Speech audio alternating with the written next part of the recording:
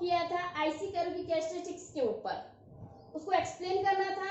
आज मैं इनकी प्रॉपर्टीज या इसकी कैरेक्टरिस्टिक्स जो आप बोलते हैं, दोनों कुछ भी बोल सकते हो, विशेषताएं, गुण या प्रॉपर्टीज या कैरेक्टरिस्टिक्स, उसको डिटेल में एक्सप्लेन कर रहे हैं, क्योंकि सबसे इम्पोर्टेंट क्वेश्चन ये आपकी एग्जाम का बन सकता है। तो बात करते हैं properties of the indifference curve कि इंडिफरेंस कर्व की प्रॉपर्टीज क्या क्या होती हैं, या उसकी कैरेक्टरिस्टिक्स क्या क्या हो सकती है, या उसकी विशेषताएं क्या हो सकती है, या गुण क्या हो सकते हैं। एक ही क्वेश्चन अलग अलग तरीकों से या डिफरेंट टाइप से आपसे पूछा जा सकता है। तो सबसे पहले बात करते हैं प्रॉपर्टीज, या बात करते हैं विशेषता, या बात करते हैं गुण के ऊपर। ठीक, तो चलते हैं अंडीमान वक्र की विशेषता या गुण के ऊपर, या properties and characteristics of the indifference curve के बारे में बात कर लेते हैं। मैंने आपको पहले एक बार यहाँ ड्रॉ कर दिया, लिख लिया है, राइट डाउन कर लिया आपके लिए। तो अगर आप चाहे एक बार स्क्रीनशॉट ले लें इसका, उसके बाद मैं इसको एक्सप्लेन करना स्टार्ट करती हूँ, और एक एक प्रॉपर्टीज के साथ हम डायग्राम के साथ इसको एक्सप्लेन करेंगे। पहली प्रॉपर्टी स्टार्ट करते हैं, या पहली कैरेक्टरिस्टिक जो है वो है higher IC curve represent higher level of the satisfaction. It means जो हायर आईसी कर्व जो होता है वो सेटिस्फैक्शन के हायर लेवल को रिप्रेजेंट करता है, या हायर सेटिस्फैक्शन देगा आपको। ये मैं आपको प्रीवियस सेशन में बता चुकी हूँ डायग्राम के साथ कि जब भी हम एक ही सरफेस के ऊपर बहुत सारे आईसी कर्व को ड्रॉ कर देते हैं या बना लेते हैं, तो ऐसी कंडीशन में लोअर आईसी कर्व के कंपेयर में हायर आईसी कर्व जो होता है वो हायर लेवल ऑफ सेटिस्फैक्शन को डिफाइन करता है, या हायर लेवल ऑफ सेटिस्फैक्शन को देता है। इट मींस नीचे अंडीमान वक्र की अपेक्षा ऊंचा अंडीमान वक्र ऊंची संतुष्टि को या अधिक संतुष्टि प्रदान करता है। ये हमारी सबसे पहली प्रॉपर्टी या पहली कैरेक्टरिस्टिक्स या पहली विशेषता है। दूसरी की ओर चलते हैं, it must slope from left downwards to the right. It means इसका स्लोप जो होता है वो लेफ्ट टू राइट, यहाँ से शुरू होगा और नीचे जाके यहाँ एंड होगा। तो लेफ्ट टू राइट, और डाउनवर्ड्स का मतलब होता है नीचे की ओर गिरता हुआ होता है। ये अपनी सेकंड कैरेक्टरिस्टिक्स है कि इसका ढाल जो होता है वो नेगेटिव स्लोप होता है, या इसको बोल सकते हैं ऋणात्मक ढाल होता है, जो ऊपर से नीचे लेफ्ट टू राइट गिरता हुआ होता है। डायग्राम के साथ मैं आपको एक्सप्लेन करूंगी, एक बार आपको समझ लें। फिर थर्ड है do not intersect. IC curve कभी भी आपस में एक दूसरे को इंटरसेक्ट नहीं करते हैं, या जो अंडीमान वक्र होते हैं वो आपस में एक दूसरे को नहीं काटते हैं, कहीं पे भी किसी भी तरह से नहीं काटेंगे या कहीं पर भी इंटरसेक्ट नहीं करेंगे। चौथा है कॉन्वेक्स टू द ओरिजिन। ये हमेशा ओरिजिन के कॉन्वेक्स होता है, कॉनकेव कभी नहीं होता है। ये भी मैं डायग्राम के साथ एक्सप्लेन करूंगी आपको अभी। और लास्ट है do not touch horizontal and vertical axis. IC curve कभी भी ना तो हॉरिजॉन्टल एक्सिस को और ना ही वर्टिकल एक्सिस को टच करते हैं या स्पर्श करते हैं। इट मींस अंडीमान वक्र न तो एक्स अक्ष को और ना ही वाई अक्ष को स्पर्श करते हैं। तो ये थी हमारी आईसी कर्व की कुछ प्रॉपर्टीज, और इसके साथ एक और प्रॉपर्टी आप डाल दीजिएगा कि एक ही आईसी कर्व के ऊपर जितने भी कॉम्बिनेशन के पॉइंट आप प्लॉटिंग करते हो वो सारे कॉम्बिनेशन आपको सेम सेटिस्फेक्शन देते हैं, या यूं कहे कि एक ही अंडीमान वक्र पर स्थित सभी बिंदु आपको समान संतुष्टि प्रदान करेंगे। हिंदी में सुन लीजिए, अंडीमान वक्र जो होता है उसका ढाल ऊपर से नीचे गिरता हुआ ऋणात्मक ढाल होता है।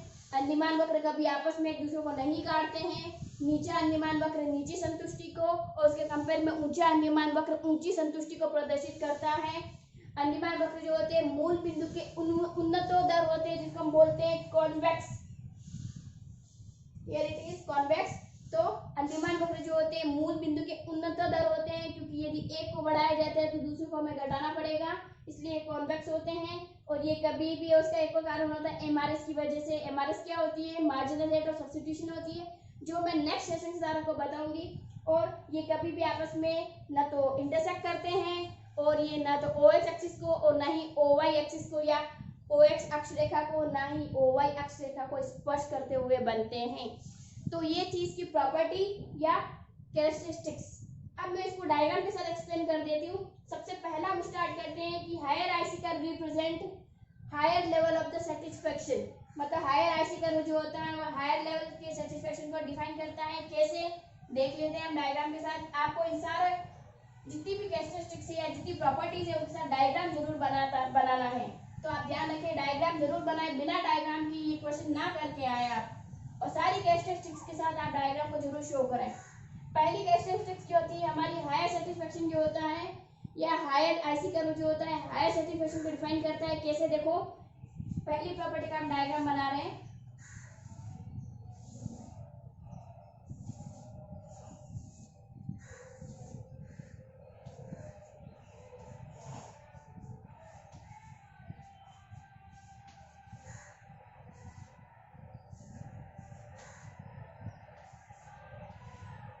ये मैंने आपके सामने कुछ आईसी कर्व ड्रॉ कर दिए हैं। IC1 के कंपेयर में IC2 हायर है और IC2 के कंपेयर में IC3 क्या है, हायर है। तो हमने अभी जस्ट पढ़ा था, सबसे पहली जो डेफिनेशन पढ़ी थी वो यही थी, सबसे पहली जो प्रॉपर्टी पढ़ी थी वो यही थी कि हायर इन्फ्लुएंस कर्व जो होता है या हायर आईसी कर्व जो होता है वो हायर लेवल ऑफ सेटिस्फेक्शन को डिफाइन करता है। ये देखिए IC के कंपेयर में IC2 के ऊपर जो आपका सेटिस्फेक्शन का लेवल जो होगा वो क्या होगा, हायर होगा। और IC2 के कंपेयर में IC3 के ऊपर जो सेटिस्फेक्शन का लेवल होगा वो क्या होगा, हायर होगा। तो ये पहले आपकी प्रॉपर्टी जो थी उसका डायग्राम है। आप इसको ड्रॉ कर ले या एक बार स्क्रीनशॉट लेना चाहे तो ले ले आप।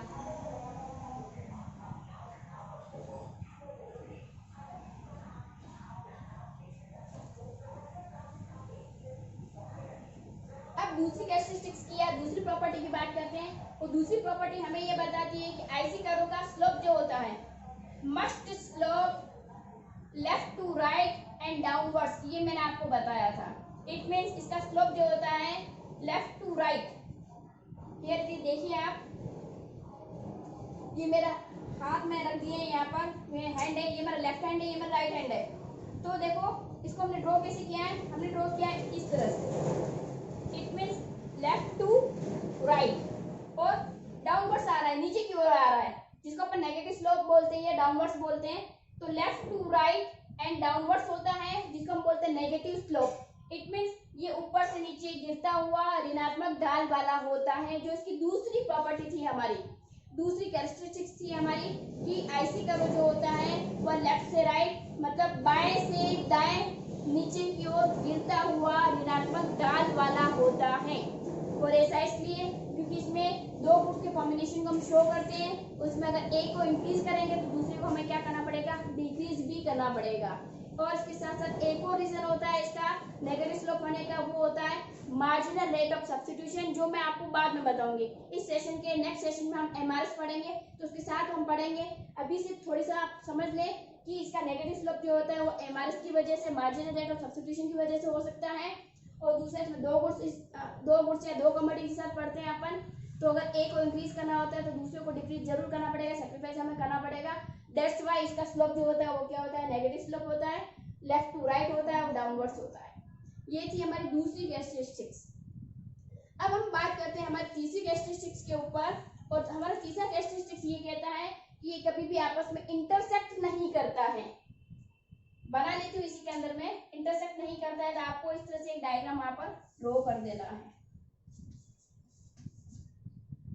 और ये मैंने जो बनाया है वो आपस में एक दूसरे को इंटरसेक्ट कर रहा है, जबकि आईसी कर्व कभी भी आपस में एक दूसरे को इंटरसेक्ट करते ही नहीं है। ये इसकी तीसरी कैरेक्टरिस्टिक्स है कि आईसी कर्व कभी भी आपस में एक दूसरे को इंटरसेक्ट नहीं करेंगे, क्योंकि अगर इंटरसेक्ट किए तो ऐसी कंडीशन में कमोडिटी 1 और कमोडिटी 2 दोनों की इक्वल क्वांटिटी हमें यहाँ पर शो करनी पड़ेगी। और आईसी कर्व में ऐसा पॉसिबल ही नहीं है कि दोनों की क्वांटिटी इक्वल शो हो जाए, बल्कि आईसी कर्व में होता ये है कि यदि एक की क्वांटिटी को इंक्रीज किया जाएगा तो दूसरी की क्वांटिटी उससे डिक्रीज रहेगी या उससे कम ही रहेगी। दोनों कभी बराबर हो ही नहीं सकती हैं। इसीलिए आईसी कर्व कभी भी आपस में एक दूसरे को इंटरसेक्ट नहीं करते हैं, आपस में कभी एक दूसरे को काटते नहीं हैं। फिर आईसी कर्व जो होता है वो कॉन्वेक्स टू ओरिजिन होता है। ये देखिए डायग्राम में कॉन्वेक्स टू ओरिजिन कैसे आएगा। हमने जो डायग्राम बनाया इस तरह का बनाया था। इट मींस ये कभी भी कॉन्केव नहीं होता है। कॉन्केव का डायग्राम मैं आपके सामने बना देती हूँ, कॉन्केव कैसा होता है।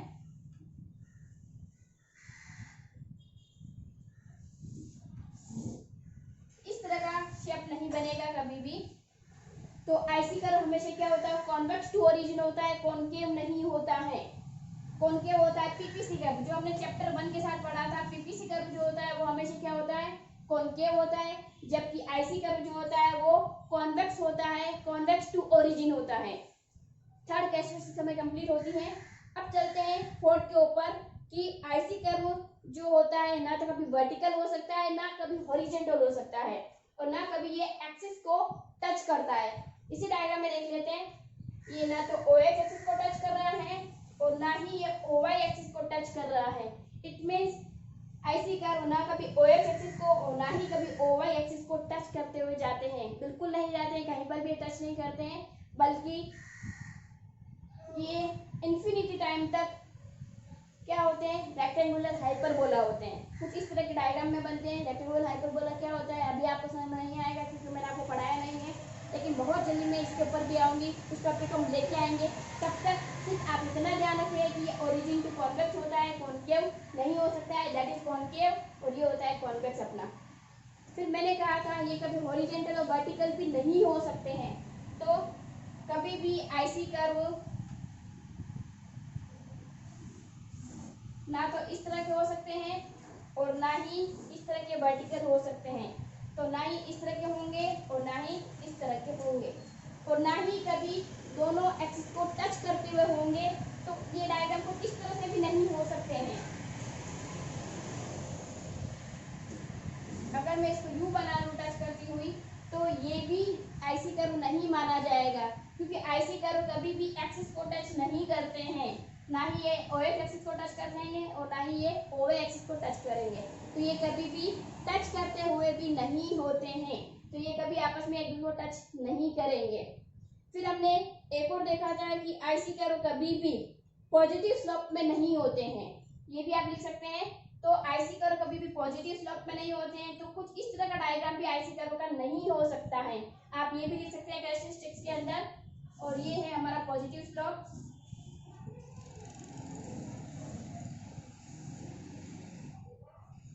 इस तरह के पॉजिटिव स्लोप में भी कभी आईसी कर्व नहीं हो सकता है। तो आईसी कर्व का स्लोप जो है कभी भी पॉजिटिवली नहीं होता है, या पॉजिटिव स्लोप उसका नहीं हो सकता है। एक और लास्ट बात कर लेते हैं कि आईसी कर्व कभी भी पैरेलल हो ऐसा कोई जरूरी नहीं है।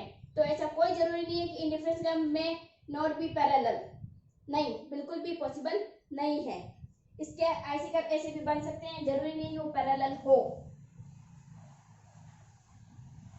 इस तरह से भी बनाए जा सकते हैं, जरूरी नहीं है कि वो पैरेलली हो, पैरेलल हो भी सकते हैं और नहीं भी हो सकते हैं। इस तरह के आईसी कर्व बनाए जा सकते हैं।